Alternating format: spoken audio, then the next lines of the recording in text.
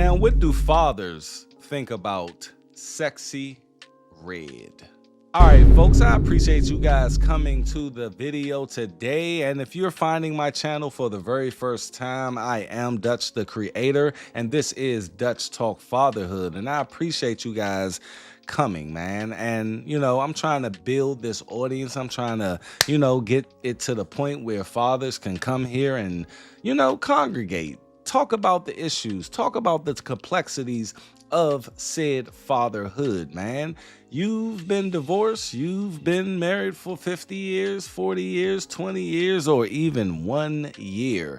This is the place for you to be. Now, I give a lot of advice, and I take a lot of advice as well. I'm like a sponge, baby. Anything that you tell me that I don't know, I am going to accept, I am going to embrace, and I would like you guys to do the same thing.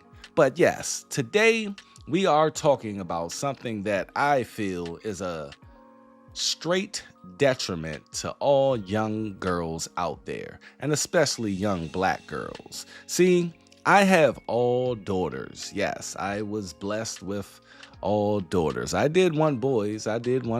All of my brothers, they seem to have the magical powers of making boys. But the thing about it is, we have our young girls and we see them from birth to 5 to 10 years old, which my youngest is 10, and I have a 15-year-old and I have a 21-year-old, a grown ass woman. Now, the thing is, with the 20-year-old, I heard her playing some Nicki Minaj back in the day, and I told her, look, Nicki is nice. She's a lyricist. I like Nicki. But at the end of the day, you, as a 14-year-old girl, I do not want you listening to Nicki Minaj, because influence is very, very, very important when it's on a come up in age.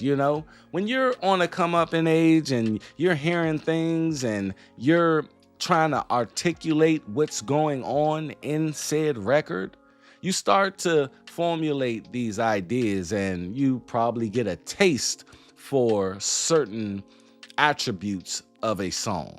And if you guys don't know, listening to music is hypnotic. And within this hypnosis, you start to subconsciously take on what you're listening to. That's why they say this music is toxic to the brain. And Nicki Minaj, she said a lot of things, but she had good songs. But I told my daughter, I said, look, I don't want you listening to Nicki Minaj because I want you to have a better understanding of what she's saying if you're going to listen to it. And I know when I was young, I just left the Hot Boys concert. That was great. Hot Boys reunion. Oh my God. We've been waiting for that for 20 years. But at the end of the day, I am not afraid to admit that when I was listening to the Hot Boys at 13, 14, 15 years old, I was developing a lot of things in my mind about just life in the hood and, how to go about life in the hood and guns and violence and how to treat women. I mean, look, the thing is, I was listening to that music. No one was monitoring me on listening to the Hot Boys. And fortunately for me, I understood how to compartmentalize entertainment and actual real life, you see? But a lot of people who was listening to the Hot Boys listened to all of those songs on guerrilla warfare. And if you listen to that album, which you probably did if you're around my age and up, you know that whole album is strictly violence, drugs, ass, everything. Like, look, man, Hot Boys were teenagers. Lil Wayne was a teenager when he first came out with Block His Hat. And he was exposed to a lot of things. And the things that he said in his records resonated with a lot of us. But a lot of us did not know how to articulate what Lil Wayne was saying, articulate what BG was saying, articulate what Turk was saying. Now, we have Sexyy Red out there. And Sexyy Red first hit song was Pussy Pink, Booty Hole Brown. Now, how would my 10-year-old or my 15-year-old understand how to articulate and understand what she's actually saying? The thing is, I don't even want them to know what she's actually saying because they are little girls at this point in time. And I want my children to always have a safe space to be children. We grow up too fast. I grew up too fast, and I know you grew up too fast. The thing is, man, we as parents always want to, not shelter our children, because I don't shelter my children. I don't. But it's just certain things in this environment that will influence our children to act a certain way, behave a certain way. And when I was living in the hood, I started to see my 21-year-old when she was 12, hanging with these little hood girls doing the Nicki Minaj songs, twerking.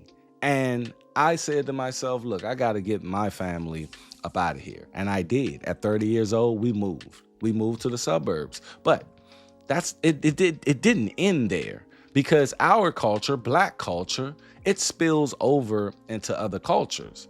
Now, it wasn't as intense as it was in the hood, but it was a better environment for my girls to grow up in and not have to feel like they have to do something because all of these other girls are doing it, And my 21-year-old right now is an upstanding citizen of society.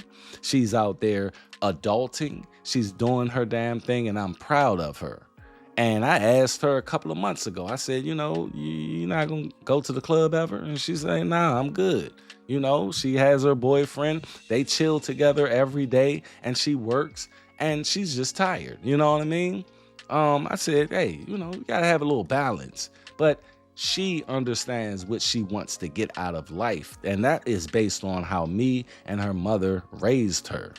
I am not mad at Sexyy Red. I don't think Sexyy Red should not be able to voice her talent. I don't. It's a place and time for all of this stuff.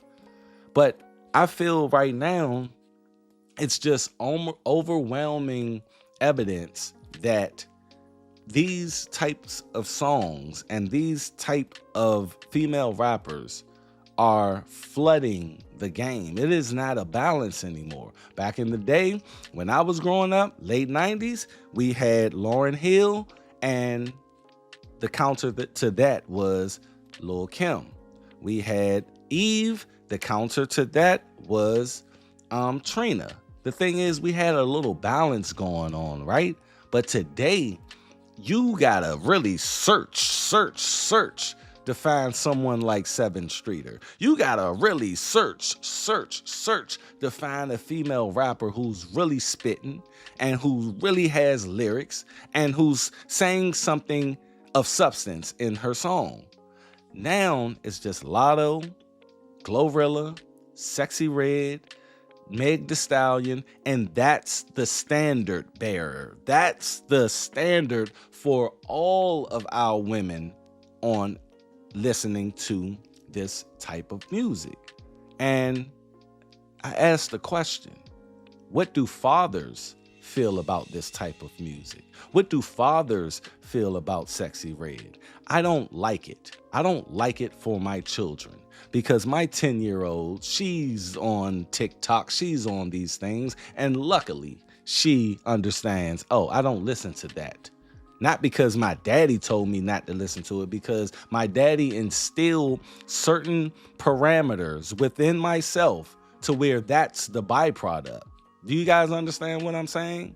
I instill certain values and creeds into my children to where I don't have to stand over them and say what you're listening to, because their person, their personality and who they are to the core wouldn't allow them to even, go that route. But that's just my kids. Tell me about your kids. And tell me about all of the other kids out here where Sexyy Red walks into a gymnasium at school, at a high school, and these little girls go ham. You see? That's what I'm talking about. All of those little girls have fathers. And I don't understand how that can even be a thing. But if Michelle Obama walked in there, how would that crowd react? How would those girls react? Would they even know who Michelle Obama is? They probably would say, oh, that is Barack Obama's wife. They will reduce her to being Barack Obama's wife when she's a great lady. And I'm not even, a Democrat liker. I don't like Democrats, but I like Michelle Obama. I think Michelle Obama has a lot of good values, motherly values, and just, common sense values that she could bring to the next generation. But no, we're inundated with Sexyy Red. We're inundated with Glorilla. And like I said, I don't think they should not exist. Get your money. Look, we had Kaya, but Kaya came on at 3 o'clock in the morning on BET Uncut. We did not see Kaya on 106 and Pop. We just didn't see My Neck, My Back, My Pussy, and My Crack on 106 and Park. We seen it where we supposed to have seen it. 3 o'clock in the morning on BET Uncut. Right now, we have Sexyy Red on everything. She's featured on the hip hop shows. You see? We didn't have Kaya on the hip hop shows, and shout out to Kaya. But at the end of the day, that's what I'm talking about. It's not about getting rid of this. It's about putting this where it needs to be. Yes, gone are the days of parental controls because these kids can get access to anything. But at the end of the day, it's what you're doing, what you're instilling in your children. It's what you are instilling in your children to have that, like I said with mine. It's just the default. I don't have to go straight to telling my 10-year-old not to listen to Sexyy Red because guess what? Her conscience already tell her that based upon how I raised her, based upon the morals and values that I instilled in her since birth. But you guys, go down in the comment section. Tell me what you think of Sexyy Red and all of this ratchet music that's just taking over the hip-hop game. You see? And answer that question. How do fathers feel about Sexyy Red? That's all I got, man. I am Dutch the Creator, and like I said, if you're finding my channel for the very first time, some videos just popped up here on the screen that goes more in depth in the channel of what I'm trying to bring to fatherhood. And that's all I got. Y'all make sure that you make your responsibility your priority. I'm out. Peace. Catch you on the next episode.